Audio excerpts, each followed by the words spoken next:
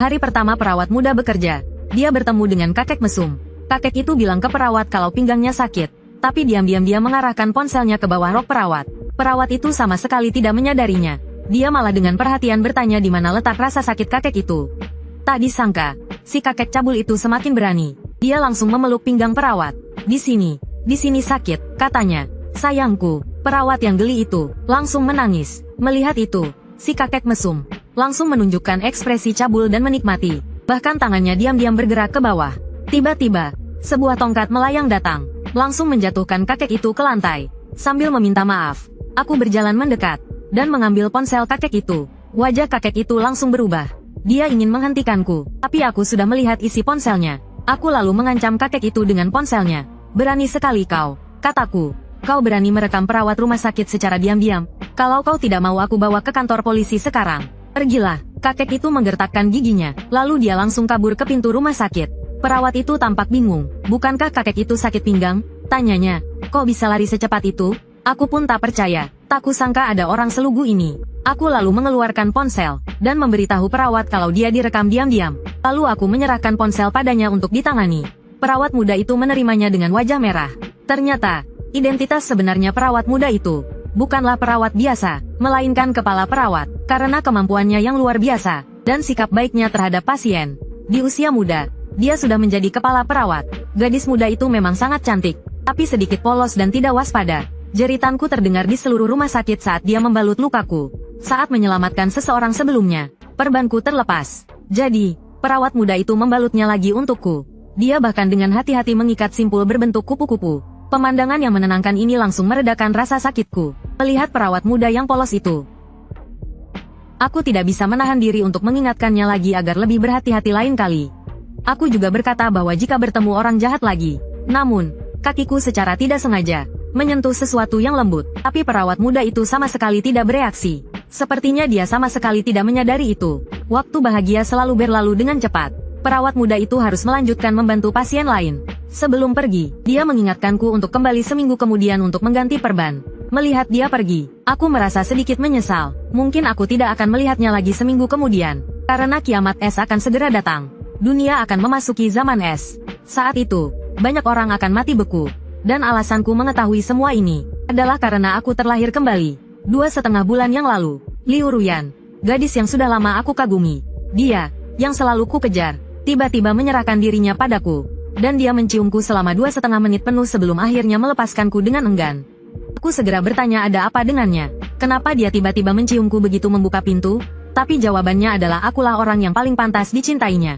Hanya aku yang akan memberikan segalanya untuknya tanpa syarat. Sambil berkata begitu, dia diam-diam mendekat padaku lagi. Sebagai seorang kuli rendahan, mana ku tahan godaan seperti ini? Saat aku mengharapkan sesuatu yang lebih terjadi, Liu Ruyan memintaku untuk menutup mata. Namun, saat aku menutup mata, tiba-tiba sebuah tangan besar membuka pintu dan memukul kepalaku dengan keras. Begitu saja, aku terbaring dalam genangan darah. Sungguh ironis, orang yang kuberikan segalanya tanpa syarat, sekarang menjadi orang yang ingin membunuhku. Apakah ini rasanya kematian? Jika aku bisa hidup kembali, aku pasti akan membuat pasangan anjing ini menerima hukuman paling kejam di dunia. Sepertinya Tuhan mendengar doaku. Saat aku menyentuh gelembung cahaya, aku tiba-tiba kembali ke setengah bulan sebelum kiamat. Dan setelah terlahir kembali, tubuhku sedikit berubah. Cahaya merah terus melilit tangan kananku. Selain terasa sedikit hangat, tidak ada rasa sakit lainnya. Bagaimanapun aku mencoba, aku tidak bisa menghilangkannya. Tapi tanpa diduga, setelah aku bersin, cahaya merah tiba-tiba berubah menjadi hijau. Saat aku bingung, cahaya hijau itu tiba-tiba bergerak. Gerakan ini membuatku merasa letih seperti kehabisan tenaga. Tiba-tiba aku menyadari, mungkin ini seperti kekuatan super di komik. Jadi aku segera mengambil pisau jagal untuk menguji kemampuanku yang seperti cheat ini. Tapi setelah menunggu lama, tidak ada reaksi sama sekali. Sebaliknya, perutku mulai keroncongan. Mau tak mau aku harus mencari makanan di kulkas. Tapi tak kusangka, tidak ada makanan di dalamnya. Energi di tubuhku juga cepat terkuras. Jika aku tidak makan, aku akan mati. Untungnya, masih ada sebotol kacang kedelai goreng di ruang tamu. Lalu aku mengambil 1 biji dan memasukkannya ke mulutku. Tapi detik berikutnya, kacang kedelai itu tiba-tiba meledak. Setelah asap menghilang, ada tanaman di mulutku. Aku segera mengeluarkan tanaman itu dari mulutku dan berseru, "Kenapa ada tanaman di mulutku?" Dan saat itu aku menyadari, rasa lelahku tiba-tiba hilang. Tidak hanya itu, cahaya hijau di tanganku juga menghilang. Lalu aku memetik setangkai kacang polong dan membukanya. Di dalamnya penuh dengan kacang kedelai. Mungkinkah ini kekuatan superku? Penemuan yang luar biasa. Aku harus mempelajarinya nanti. Tapi kiamat akan segera datang. Hal terpenting saat ini adalah menyiapkan persediaan yang cukup sebelum kiamat. Baru saja keluar rumah selama 2,5 menit. Han Feng, tunggu. Aku bertemu dengan wanita yang paling ku benci. Li Huina. Di kehidupan sebelumnya, aku mengejarnya mati-matian selama 2,5 tahun. Apapun yang dia inginkan, aku akan berusaha memenuhinya. Meskipun aku tahu dia hanya menganggapku sebagai cadangan, aku tetap seperti biasanya padanya. Tapi sekarang berbeda. Saat ini aku ingin membunuhnya di tempat.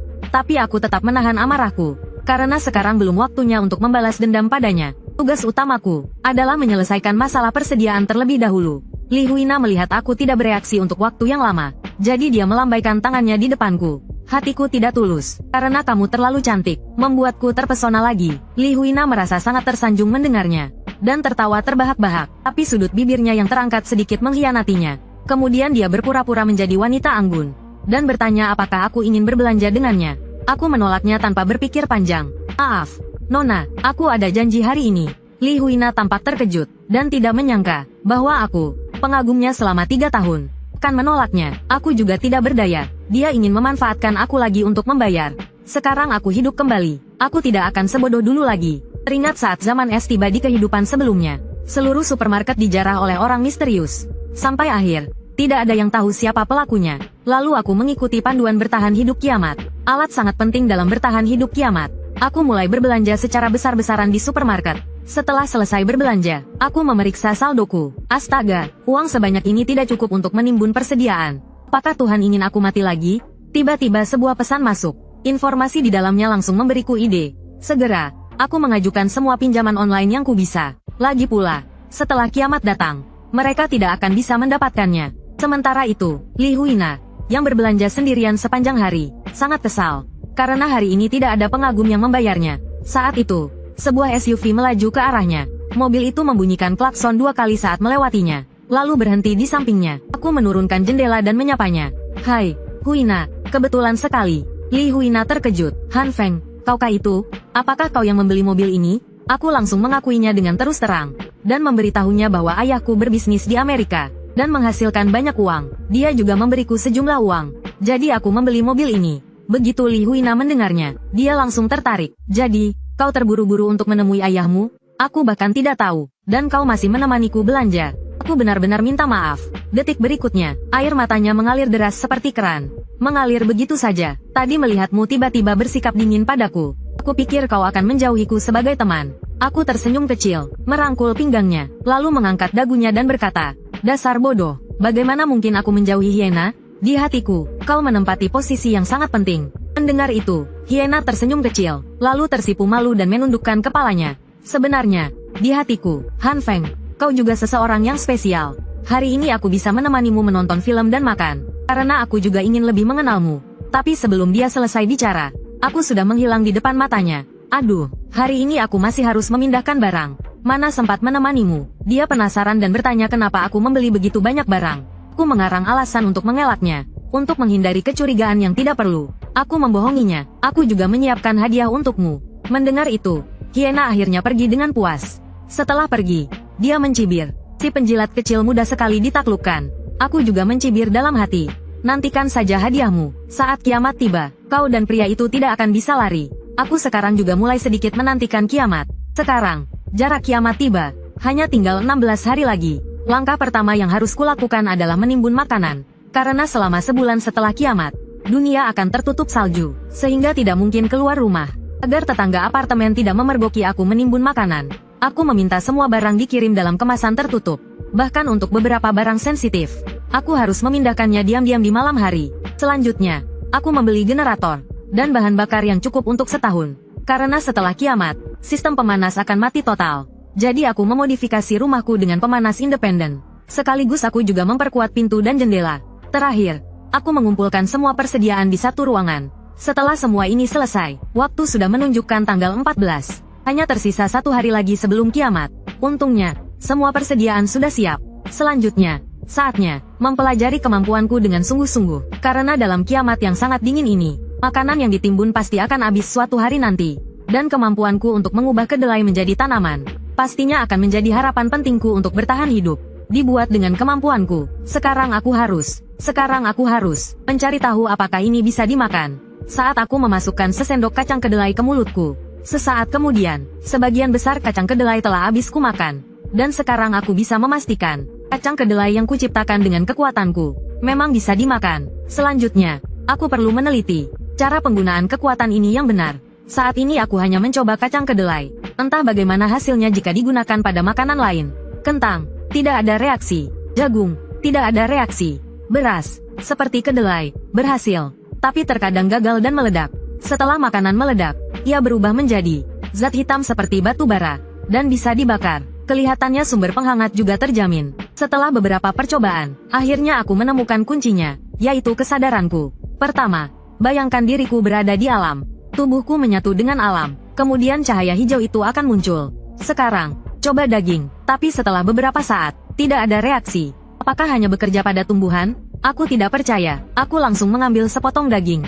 Kulihat keajaiban kekuatan. Sepertinya masih tidak berhasil. Mungkinkah daging membutuhkan cahaya merah sebelumnya? Aku langsung menggenggam erat daging di tanganku, mencari cahaya merah di hatiku. Tak lama, cahaya merah muncul dari sela-sela jariku. Detik berikutnya, menutupi daging di tanganku. Tapi hasilnya tidak seperti yang kuharapkan. Daging di tanganku langsung hancur menjadi bubur. Sepertinya cahaya merah ini memiliki kemampuan untuk menghancurkan materi. Dan saat itu, aku mendapat ide, mengambil segenggam kacang kedelai. Jika cahaya hijau melambangkan evolusi materi, dan cahaya merah melambangkan penghancuran materi, bagaimana jika kedua cahaya digabungkan? Aku coba, dagingnya membesar. Tapi kenapa kacangnya hilang? Mungkinkah menyatu dengan daging? Tekstur dan baunya sama seperti daging asli. Dan kualitasnya juga sangat bagus. Hasilnya bagus. Coba lagi. Astaga, kenapa ini? Kenapa semuanya gagal? Ya sudahlah, nanti ku pelajari lagi. Lagi pula, hari ini sudah banyak yang kudapatkan.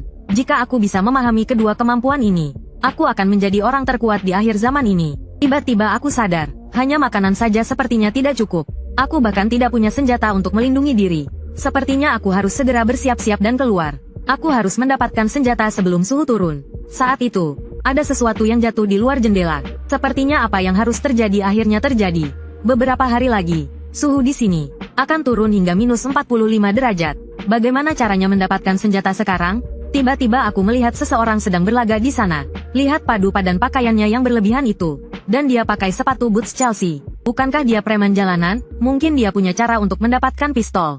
Aku langsung menghampirinya dan menyapanya. Bang Li, lama tak jumpa. Lalu aku melihat sekeliling, memastikan tidak ada orang di sekitar. Aku segera berbisik dengan Bang Li. Bang Li langsung terkejut. Astaga, untuk apa kau butuh barang itu? Mendengar itu, aku merasa sedikit gugup. Sobat, aku harus menjelaskannya padamu. Kita tidak boleh melakukan hal-hal yang ilegal. Meskipun aku punya banyak koneksi, aku tidak bisa membahayakanmu. Aku mendorong dompet yang kuberikan padanya. Sambil menggaruk wajahku, aku menjelaskan. Suatu hari, saat aku bersepeda ke tempat kerja, aku bertemu dengan seorang pria parubaya yang meludah sembarangan. Dan ludahnya mengenai wajahku. Aku langsung menegurnya. Dia tidak hanya tidak meminta maaf, tetapi juga sangat arogan.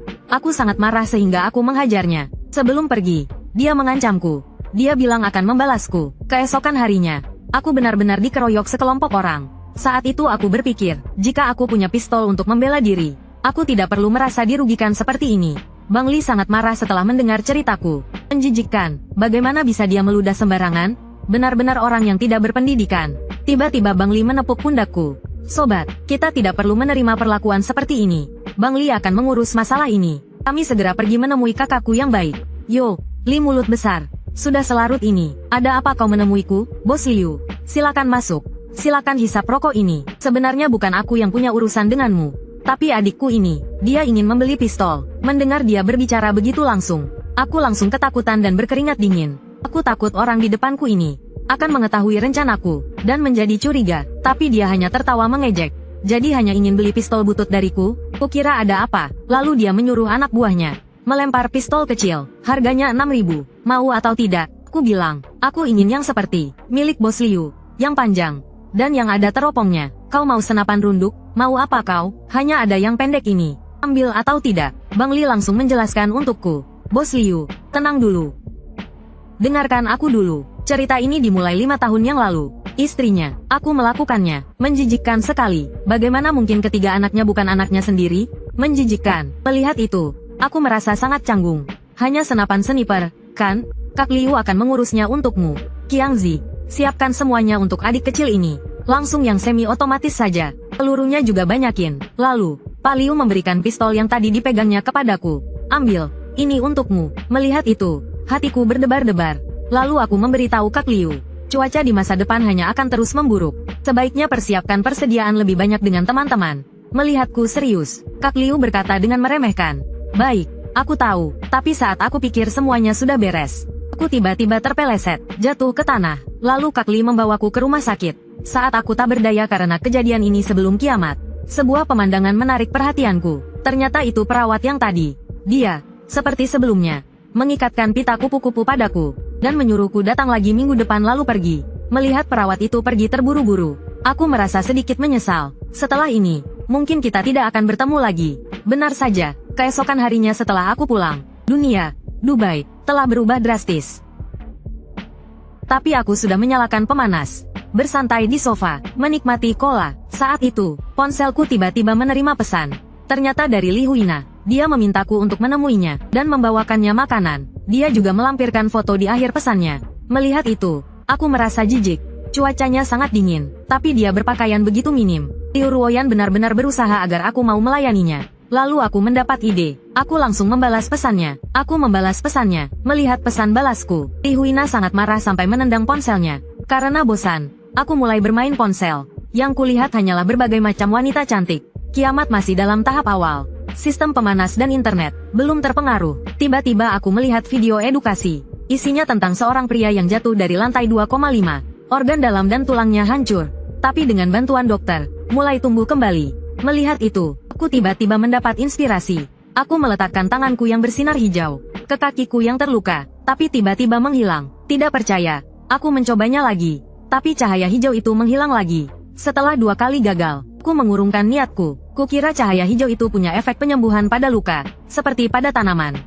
Membuatnya kembali segar. Saat itu, rasa kantuk menyerangku. Kesadaranku langsung berpindah ke seorang pria liar, yang menunggangi seekor domba jantan. Ia mengayunkan cambuknya, memacu domba itu berlari. Tapi tak disangka, domba itu hanya mendongakkan kepalanya, dan melemparkannya. Saat mendarat, kakinya terkilir. Pria itu langsung merintih kesakitan. Tiba-tiba, seekor domba jantan mendekat.